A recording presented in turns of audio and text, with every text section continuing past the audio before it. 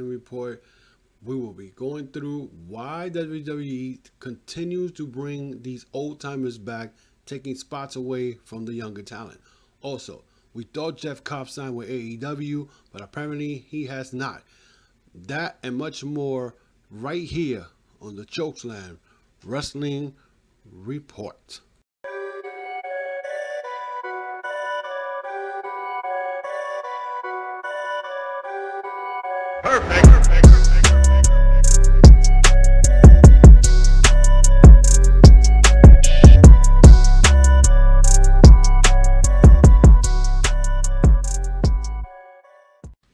And we're back. So I want to thank all my subscribers right here at the Chokeslam Wrestling Report on my YouTube channel for supporting this podcast and many other people.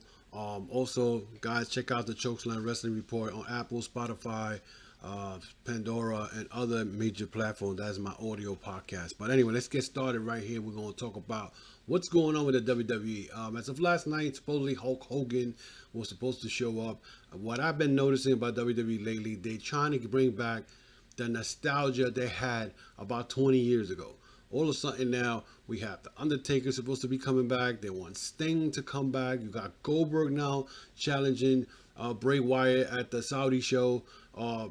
What I understand is, why are these guys doing this? Why is it that you need these old timers to come in and take the spot of the younger talent? WWE right now has probably the most talented roster ever built. They got in every talent you could have in the indies. They got talents like AJ Styles. They got Luke Gallows and Anderson, which they were former 3 times IWGP Tag Team Champions, and now they're jobbers. You got who else? Finn Balor now is in NXT. Kevin Owens, jobbing lately.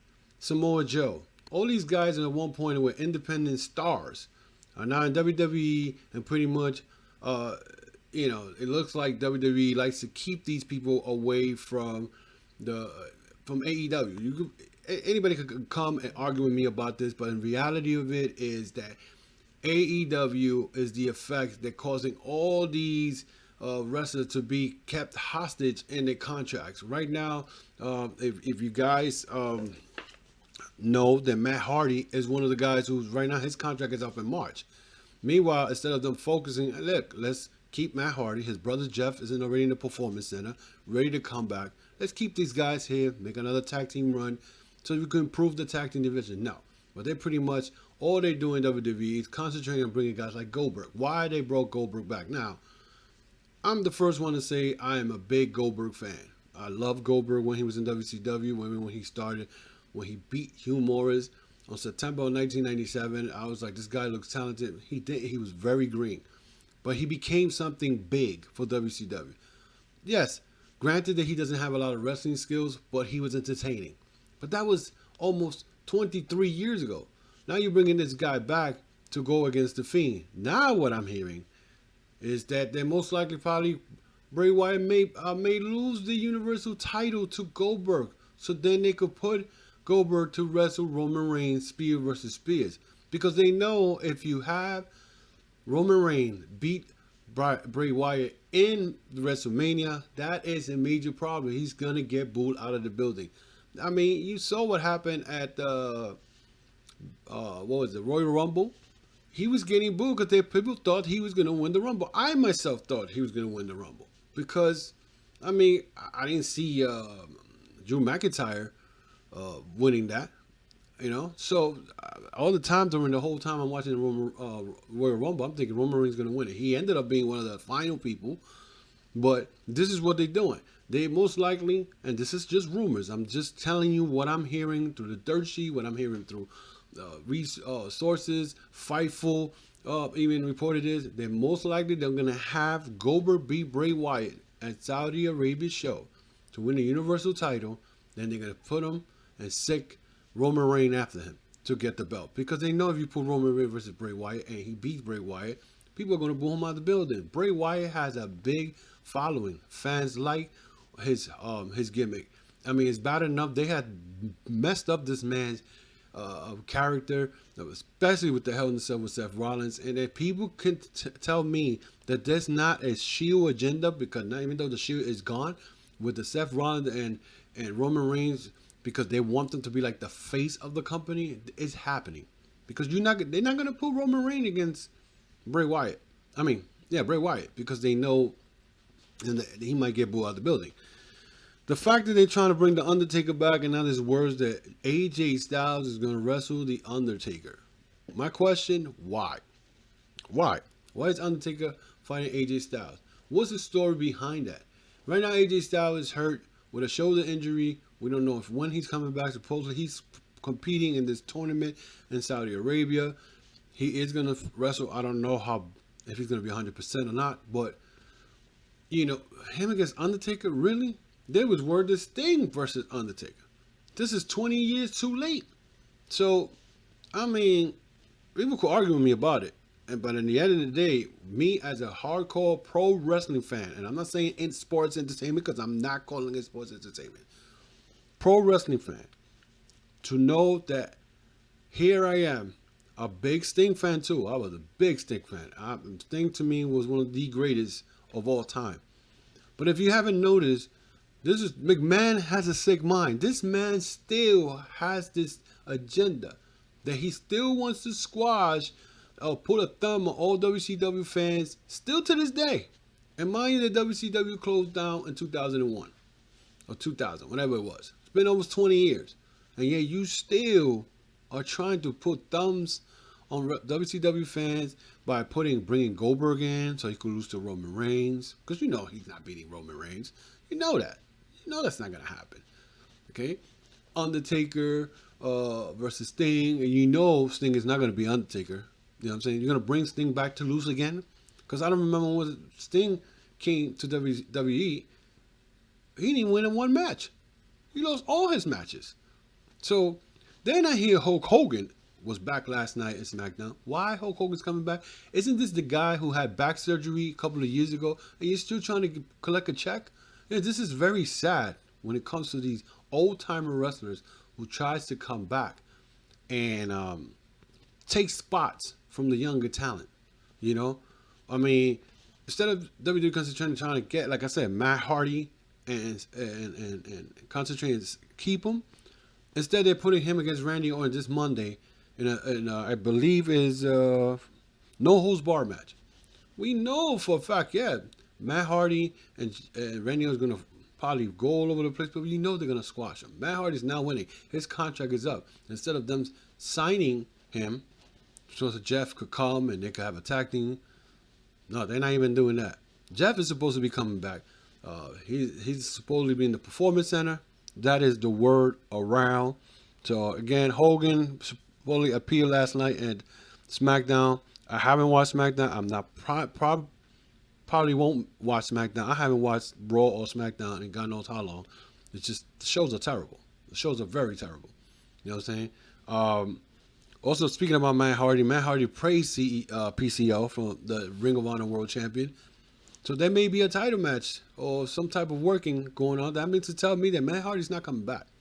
He's praising another world champion from another promotion and talk about he would like to have a match with him. And PCO pretty much praised him back, saying that he's thanked him for the creative ideas he has brought back to the professional wrestling and giving the freedom of creativity. And this is what WWE doesn't have. Creativity. John Cena's coming back, supposed to with creative control, but Cena doesn't want another world title. He already made it clear that he does not want to break Ric Flair's record, and whatever Cena wants, Cena's gonna get. You know what I'm saying?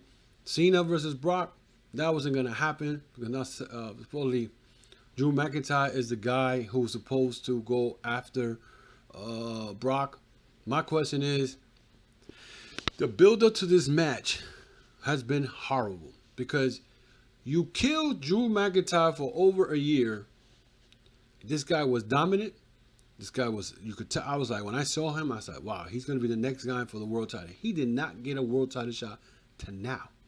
They had him with Lashley, Rusev. They had him, I think, Barrett Corbin, feuding against Strowman. He was feuding with Roman Reigns. He feuded with Seth Rollins. Never got a title shot. So now that he won the Royal Rumble, and you want to make him strong, they got him coming out with MVP in the MVP lounge, whatever. And I didn't know the MVP is now a producer role behind WWE. So MVP, you went and needed money and went there to work with WWE. And if you're in the producer role, why is SmackDown still horrible? You know, SmackDown's numbers are horrible. And the only reason they go up is because WWE keeps bringing these old guys. Listen, I don't understand why WWE does this. It's just ridiculous. They're taking spots away from other wrestlers. I don't get it. You know, where's Mustafa Ali? Mustafa Ali has not been seen. You know what I'm saying? Aleister Black, you don't rarely see him wrestle. WWE has a talent pool of wrestlers that they could use. They could have been probably in the top, making almost 3 million viewers a week. Then they can't even do that. They can't even top 2.5 unless they bring some old geezer back, and it's horrible, So I don't know what they're gonna do, but right now, this thing with them bringing back all these old guys, Sting, Undertaker, Goldberg, who else they're trying to bring back? I forgot the other person they mentioned, Hogan. These guys, they're trying to collect a paycheck, and Goldberg, I'm very, very disappointed with him. It looks like that he was supposed to show up at SmackDown. Instead, he was a live video feed from another place. And I'm sure the people that went to the show expecting him to come out live were probably disappointed. WWE keeps playing with their fans. And, and I don't feel bad for them. I'm telling you the truth, because the same people that complain about WWE, the same people that still go to these shows, and you still supporting them in this. If you guys will say, look, we had enough of your crap, McMahon. You need to change the product, make something better. You got all this talent pool, and don't show up to these arenas and show them, look, we're not going to spend our hard-earned money for this garbage. He would he'll be paranoid because he knows that these fans are not going to go watch AEW. They already had a lot of attendance problems last year. They couldn't even sell out one of the pay-per-view events. I forgot the name of it. The pay-per-view. But it was empty. They had to block a lot of blind spots and all that to make it look like it was packed. But it goes to show you, and people can say, oh, but AEW does this thing. Remember, AEW has only been 19 weeks on TV. 19 weeks. Okay? And if you don't know what 19 weeks is, they've been around since October. And this week's AEW show, which I did very well, but a lot of people didn't watch it, but they still beat NXT. The show was great, And NXT is a great show also. Let me tell you something. And this thing with the war, the Wednesday night war, there's no war. Come on, people, stop with this bullcrap. There is no war. NXT, yes, the ratings are not high as AEW, but NXT is still good. If there was no NXT, WWE would be in trouble. It would be in big trouble. You know what I'm saying? And people don't understand that. Let's go. So, speaking of AEW, AEW, supposedly this week, like I mentioned, the show was great. We thought the Inner Circle had a new member. They did a promotion of a wrestler who I thought I was surprised to even him show up. And it turns out that he has not signed yet. And I'm talking about Jeff Cobb. Jeff Cobb showed up at AEW Dynamite this past Wednesday, attacked Jon Moxley, gave him the tour of the islands, and he's now the Inner Circle henchman or headman. According to Fightful.com, they claim that he did not sign with AEW. He has not signed a contract. He's a show per show showing. He said he hasn't signed an AEW contract because he wants to work in Japan. Now, that could still be done because they've done it to Moxley. They've done it to Chris Jericho. They could do it for Jeff Cobb.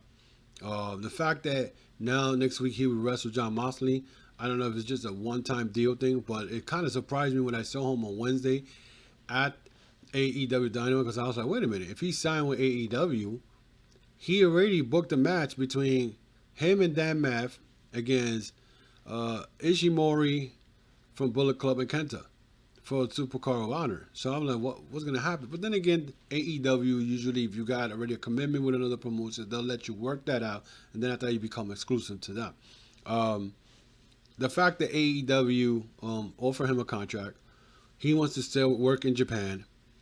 They'll probably end up working something out with him, where he could work in Japan after he's Supercard of Honor, whatever, and still be AEW back and forth. Um, that is something to look forward to. I'm really looking forward. I hope he stays with AEW. I mean, even if he goes to Ring of Honor, independent type wrestler could do that and still work with all three.